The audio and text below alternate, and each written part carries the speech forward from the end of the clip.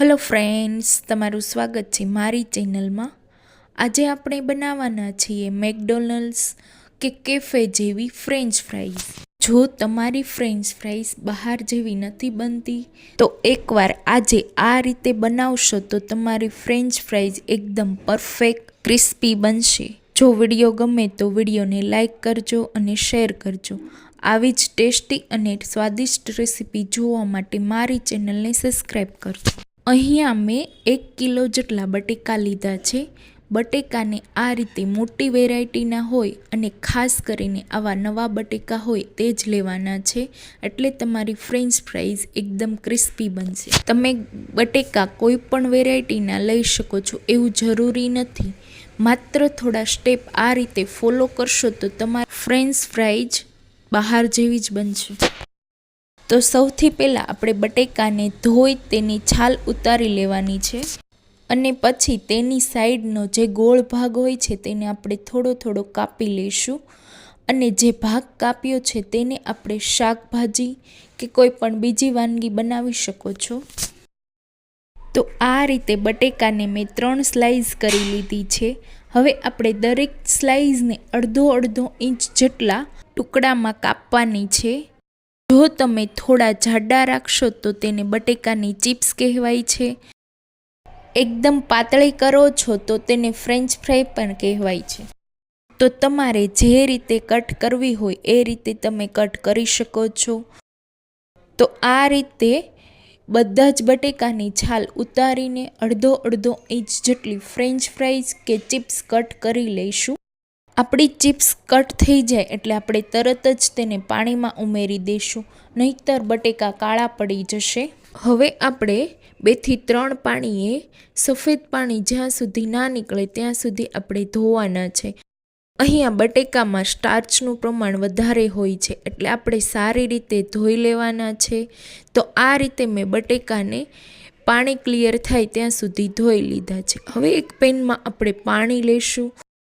હવે એક પેનમાં મેં લગભગ 3 થી 4 કપ જેટલું પાણી ગરમ કરવા મૂક્યું હતું। પાણી આ રીતે થોડું એવું ગરમ થાય એટલે આપણે કટ કરી ફ્રેન્ચ ફ્રાઈને એમાં ઉમેરી દઈશું। અહીંયા આપણું પાણી ગરમ હોય એટલે આપણે 5 મિનિટ માટે જ બાફીશું। તો આપણે ચિપ્સને 50% જેટલી જ બાફીશું, વધારે પડતી નહીં બાફે। વધારે પડતી બાફશો તો તમારી ચિપ્સ ક્રિસ્પી નહીં થાય, એ વાતનું આપણે ખાસ ધ્યાન રાખવાની છે। તો આ રીતે મેં 50% જેટલી ચિપ્સને બાફી લીધી છે। હવે આપણે નાઈફના મદદથી ચેક કરવાની છે। આ રીતે ઇઝીલી બટેકામાં પ્રેસ થઈ જાય એટલું જ આપણે બાફવાનું છે। હવે આપણે ગેસ બંધ કરી દઈશું। હવે એક મોટી કઢાઈમાં ફરી પાછું ઠંડુ પાણી લઈશું। એમાં આપણે બટેકાની ચિપ્સને નિતારીને ઉમેરી દઈશું। ચિપ્સ વધારે પડતી કૂક નથી કરવાની, એટલે આપણે ઠંડા પાણીમાં આ રીતે ઉમેરી દઈશું। ચિપ્સ ઠંડી થઈ જાય એટલે આપણે આ રીતે ચાળણીમાં કાઢી લઈશું, એકદમ નિતારી લઈશું। અહીંયા આપણે એક કોઈ પણ જાડો રૂમાલ અથવા કપડું પાથરીને તેના ઉપર ચિપ્સ આ રીતે ગોઠવીશું અને 10 થી 15 મિનિટ માટે આપણે ડ્રાય કરી લેવાની છે। જો તમારે ઉતાવળ હોય અને તો તમારે ચિપ્સની ઉપર થોડું જાડું કપડું ઉમેરી એકદમ ડ્રાય કરવાની છે, પછી તમે તળી શકો। તો આ રીતે બધી જ ચિપ્સને ગોઠવી આપણે 10 મિનિટ માટે ડ્રાય કરી લઈશું। તો તમે 10 મિનિટ પછી જોઈ શકો છો ચિપ્સ એકદમ ડ્રાય થઈ ગઈ છે। તો આ બધી જ ચિપ્સને આપણે ભેગી કરી લઈશું અને હવે આપણે ચિપ્સને તળવા માટે તેલ ગરમ કરવાનું છે। તો મેં અહીંયા તેલ ગરમ કરવા માટે મૂકી દીધું છે। તેલ એકવાર ગરમ થઈ જાય એટલે ગેસની આંચને મીડિયમ રાખી મીડિયમ ફ્લેમ પર આપણે 3 મિનિટ માટે ચિપ્સને તળીશું। તો આ ચિપ્સને માત્ર આપણે 3 મિનિટ માટે જ તળીશું અને બહાર કાઢી લઈશું।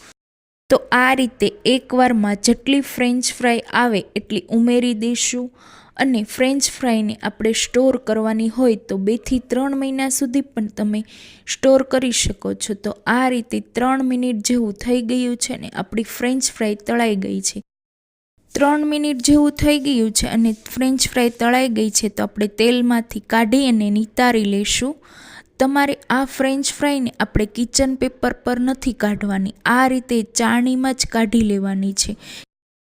કિચન પેપર પર કાઢશો તો એટલે તમારી ફ્રેન્ચ ફ્રાય તરત જ સોફ્ટ થઈ જશે અને બિલકુલ ક્રિસ્પી નહીં થાય.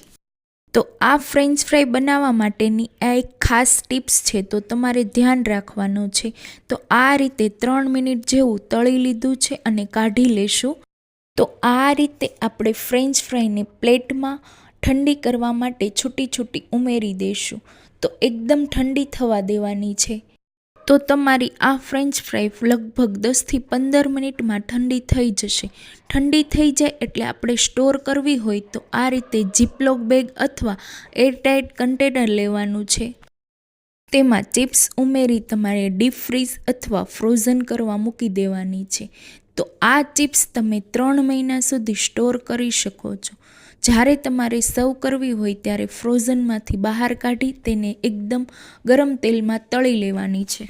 હવે ચિપ્સને ડબલ ફ્રાય કરવા માટે તેલ ગરમ કરીશું અને આ ચિપ્સને તમારે હાઈ ફ્લેમ પર તળવાની છે. એટલે ગેસની ફ્લેમને હાઈ રાખી ફ્રેન્ચ ફ્રાયને તેલમાં ઉમેરી દેવાની છે.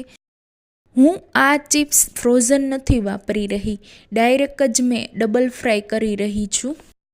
તો આ ચિપ્સને તળાતા લગભગ 4થી 5 મિનિટ જેવો સમય લાગશે.